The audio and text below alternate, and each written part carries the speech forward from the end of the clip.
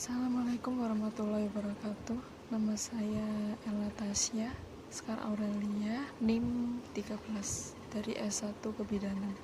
Saya akan menjelaskan HPT aksis dan spermatogenesis. Dimulai dari HPT aksis. HPT aksis ketika kadar testosteron rendah, GnRH, dilepaskan oleh hipotalamus merangsang kelenjar hipofisis untuk melepaskan FSH dan LH. Kedua hormon ini merangsang sel Leydig untuk mensintesis testosteron dan meningkatkan kadar testosteron. Jika kadar testosteron ini tinggi, maka akan feedback dan bertindak pada hipotalamus untuk menghambat pelepasan GnRH dan FSH LH. Biasanya pada masa pubertas, hipotalamus ini akan meningkatkan sekresi hormon relaksi, yaitu GnRH.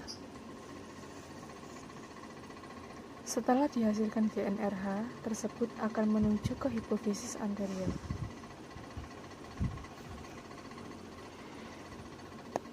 Hipofisis anterior melalui sistem portal hipotalamus. Hormon ini menstimulus gonadotrop di anterior pituitary. Sini gonadotrop, sini anterior pituitary.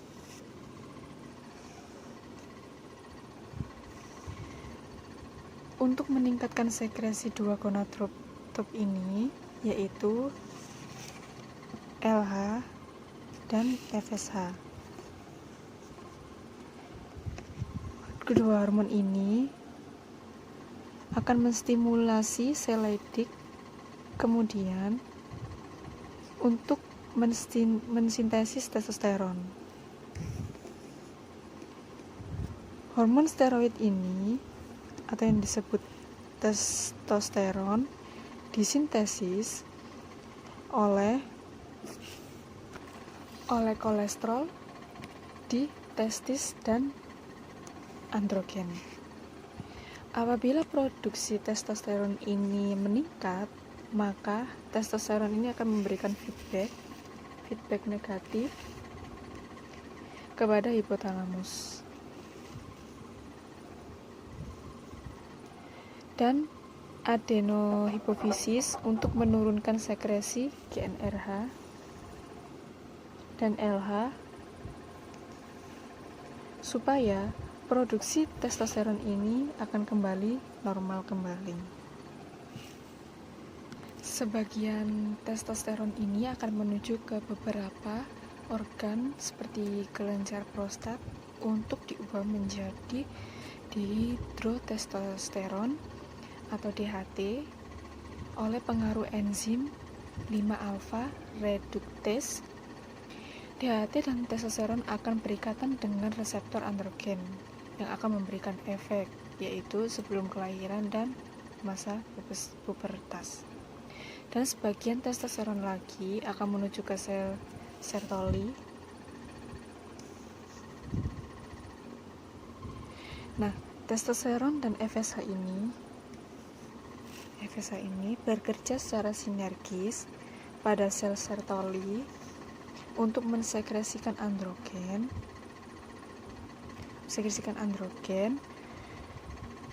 dan binding protein APP ke dalam lumen tubulus seminiferus dan ke dalam cairan interstitial di sekitar sel spermatogenik. Setelah spermatogenesis selesai, maka sel Sertoli akan mengeluarkan inhibin yang akan memberikan feedback negatif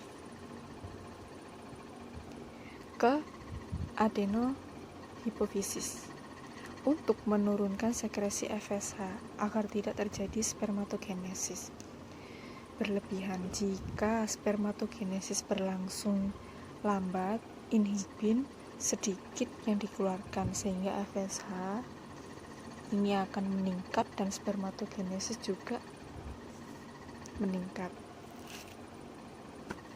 Lalu ke spermatogenesis. Spermatogenesis ini akan menjadi spermatogenia yang berkembang menjadi spermatozoa. Spermatozoa ini ada 3 fase, yaitu spermatogenesis, ada meiosis, dan juga ada spermiogenesis. Spermatositogenesis ini adalah tahap awal dari spermatositogenesis. Spermatositogenesis ini peristiwa spermatogenium membelah menjadi spermatosit primer dengan cara mitosis. Selanjutnya, spermatosit primer membelah lagi menjadi spermatosit sekunder secara meiosis.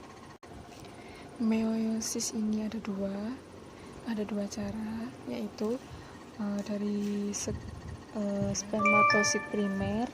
Spermatosit primer ini akan membelah lagi menjadi spermatosit sekunder dengan cara meiosis 1. Lalu spermatosit sekunder ini akan membelah lagi menjadi spermatid dengan cara meiosis 2. Dari peristiwa ini biasanya disebut dengan pembelahan dari spermatogenium menjadi spermatid. Selanjutnya ada spermiogenesis. Spermiogenesis ini adalah perubahan dari spermatid menjadi sperma yang dewasa.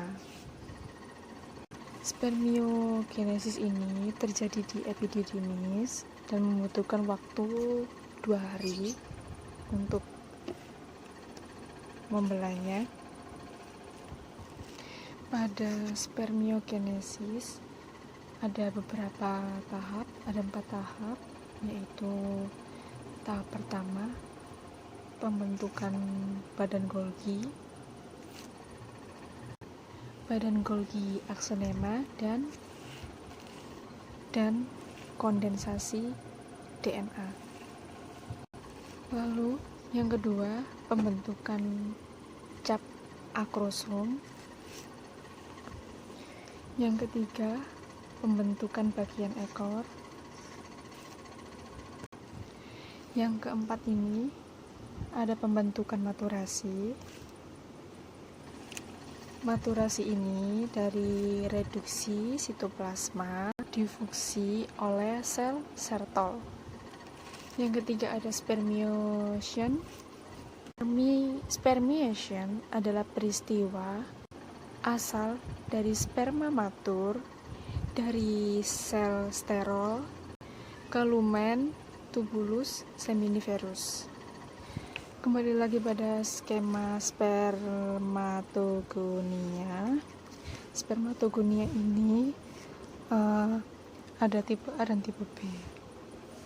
Nah, tipe A ini akan membelah menjadi 4 kali untuk membentuk 16 sel. Nah, 16 sel ini termasuk ke spermatogonia yang B. Nah, spermatogonia ini bermigrasi ke arah sentral di antara sel-sel Sertoli. Nah, setiap spermatogonium ini yang melewati lapisan pertahanan masuk ke dalam lapisan sel. Nah, lapisan sel Sertoli dan membentuk suatu spermatosit primer yang besar pada akhir ke-24. Nah, setiap spermatosit ini terbagi menjadi dua, yaitu spermatosit sekunder. Nah, pembelahan ini dengan cara meiosis. Nah, meiosis ini ada dua, meiosis 1 dan 2. Pada meiosis 1, spermatosit pertama terbagi menjadi dua, yaitu spermatosit sekunder, yang setiap pasang kromosom berpisah sehingga ke-23 kromosom yang masing-masing memiliki dua kromatid pergi ke salah satu spermatosit sekunder. Sementara ke-23 kromosom yang lain pergi ke spermatosit sekunder yang lain. Pada meiosis 2, dalam 2-3 hari, pembagian meiosis kedua terjadi di mana kedua kromatid dari setiap 23 kromosom berpisah pada sentromer, membentuk dua pasang 23 kromosom, satu pasang dibawa ke satu spermatid, dan satu pasang yang lain dibawa ke spermatid yang kedua. Dapat selama beberapa minggu berikutnya setelah meiosis, setiap spermatid diasuh dan dibentuk kembali secara fisik oleh sel Sertoli. Nah, spermatid ini mengubah secara perlahan-lahan menjadi spermatozoa dengan menghilangkan beberapa sitoplasmanya, mengatur kembali bahan kromatid dari inti spermatid ini untuk membentuk satu kepala yang padat dan mengumpulkan sisa sitoplasma dan membran sel pada salah satu ujung dari sel dan membentuk ekor spermiogenesis. Semua tahap ini adalah akhir dari spermatosit menjadi sperma. Ketika spermatosit dan spermatid terbenam dalam sel-sel Sertoli, sel-sel Sertoli memelihara dan mengatur proses spermatogenesis dari sel germinal menjadi sperma. Pada spermatozoa tadi, spermatozoa di dalam tubulus seminiferus akan ke red testis, lalu ke ductus efferent, lalu ke epididymis, ditampung hingga ada stimulasi seksual, lalu ke vas deferens, lalu ke uretra. Nah, vas deferens ini akan menimbulkan kontraksi otot polos, vesica seminalis, dan prostaglandin. Terima kasih. Assalamualaikum warahmatullahi wabarakatuh.